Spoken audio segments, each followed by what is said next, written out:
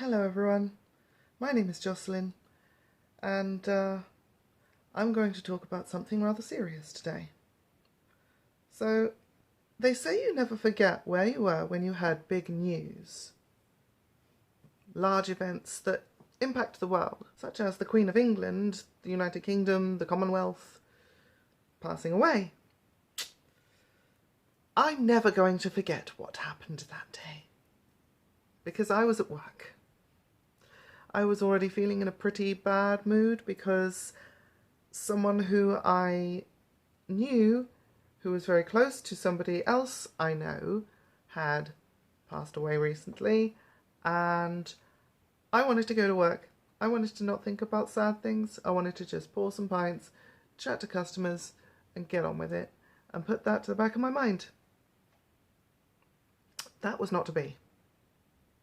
I started work roughly about the same time as she passed, because it was announced about 2 hours later. So I can kind of work out when it was. My boss, who was there at the time, kind of lost it a little bit. She's a traditional royalist kind of person. She loved having a queen. She loved the Jubilee. She loved all of that kind of patriotism. She had us turn off the music, and close the kitchen, turn off the sports. All of the screens had to show what was going on at, on the news in regards to that. And she also started giving away port. Port is traditionally a toast drink to commemorate people who have died or comrades who have fallen. The pub I work in, quite a few of the regulars are also traditionalist royalists. Some of them are even ex-military, so they literally served for Queen and country. I'm telling you this just to explain this is the kind of vibe I was dealing with at the time. My boss insisted also that we wear all black from the time that it was announced until today, which is the day of the funeral. In the meantime, the coverage has been continuous, although we have had sports and music back and the kitchen's still operating, but we have to be seen to be in a state of sort of professional mourning. Personally, I don't really feel anything much about the news. It's sad that she died, in as much that it's sad when anyone dies, and I didn't want her to die. I don't want anyone to. But I do understand that she was important to a lot of people, not just in my country, but across the world. And of course there has been a lot of attention focused on her lately, what with this being her Jubilee year and the recent Commonwealth Games that happened. But speaking as an English person who lives in England, I don't really care about the monarchy. It's not something that I really consider important. These people are not personally involved in my life, so it's not something I think about much.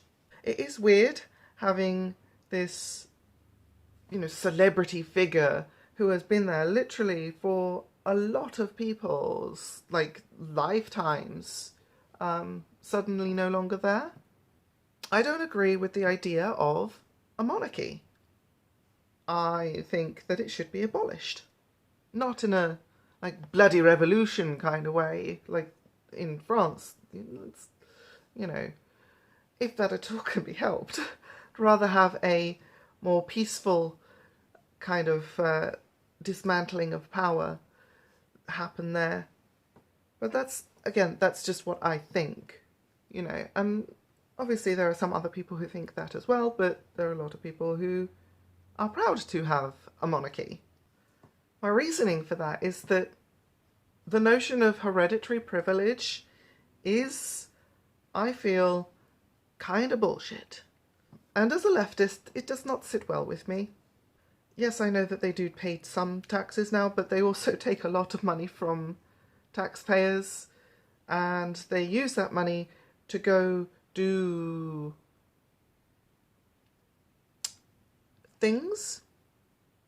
What is it that they do? Not much. Not much in terms of governance, anyway. The head of state title that, you know, the monarch has is largely just symbolic at this point. A lot of the powers that they have had in the past have been restricted, stripped down, and politicians are the ones who wield the majority of the power. Royal family is not elected democratically. And for that matter, neither is the current Prime Minister, Ms. I'm so important, I've been Prime Minister for 5 days, Liz Truss. Yeah, I see you. I'm not happy about who is the current Prime Minister. I made a video about why about 2 years ago. But my point is that some idea of democracy where people have the chance to get their views expressed and then have their say on who does the governing of the country is preferable to someone who was given it by the circumstances of their birth because reasons. The royals are elevated above us, regular folk. We all recognise and agree that they are royals for no good reason other than they just are.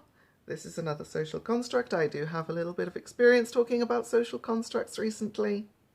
That being said, I didn't want anything bad to happen to the Queen. I don't want anything bad to happen to anyone. She was a 96-year-old woman who died. And while that is sad, is that really newsworthy? In any other circumstance, it's almost to be expected.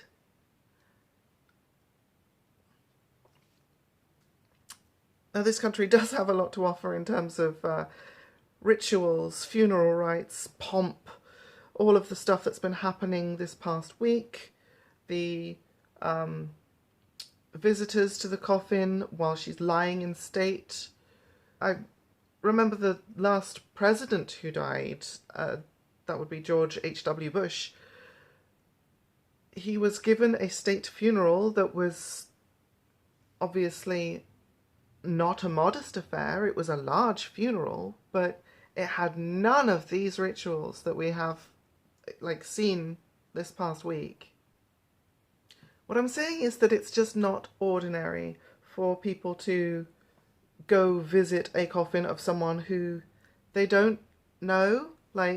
Again, in any other circumstance, a 96-year-old lady, that would matter to her family, to her friends, but not to an entire country or the world. I don't think she was a bad queen. I think she liked being queen. I don't really imagine a lot of people not liking being queen. But given England's history, I'd say that she did quite well as queen. She didn't behead anyone or anything like that, as happened in days of yore.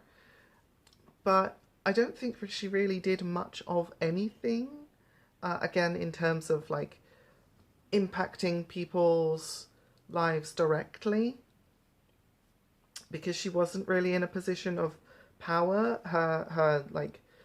All her affairs, all her actions were all prescribed for her. And this is true of all the royals. Their actions are prescribed for them by what is expected of them.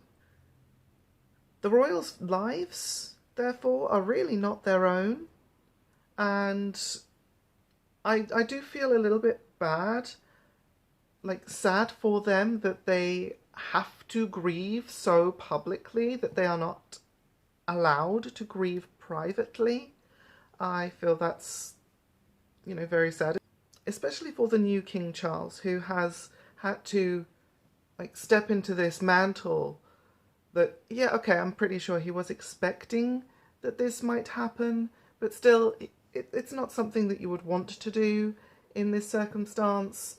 It's very sad. But it's hard to feel like too sad for them, at least from my point of view, because they are still a very famous, wealthy, privileged family who are sheltered a lot, who are protected more than most. Looking at you, Prince Andrew. But what they did with their time, generally speaking, is just sponsor things, go to places, see the world, all with a rather large entourage and a hell of a lot of financial backing. In that way, they were kind of backpackers, but they also opened famous museums. I'm not the type of person to be a dickhead about this. Some people will want to grieve. Some people are grieving right now. And I'm not going to say to them, you shouldn't do that because it's not in line with my beliefs. No. It's your belief system and it doesn't directly impact me. The only sort of change I've had to make is to wear all black, which I'm fine with. Like 50% of my wardrobe is black. I'm pretty sure I can cope. People who are mourning at the moment, their belief system in, liking the Queen. Maybe maybe they don't even particularly like or agree with the idea of a monarchy, but they just liked this Queen. I'm not going to tell them to stop, but just don't expect me to join in. I was given the option and I've respectfully declined.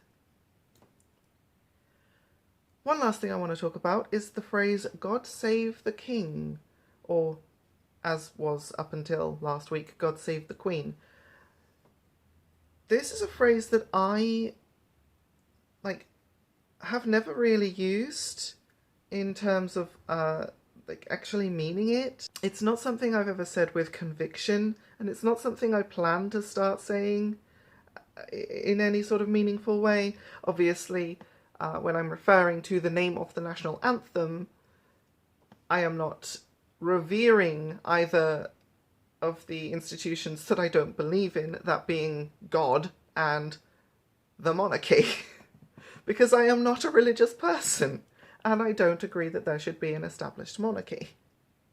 Among other things, the monarch is also the head of the state religion.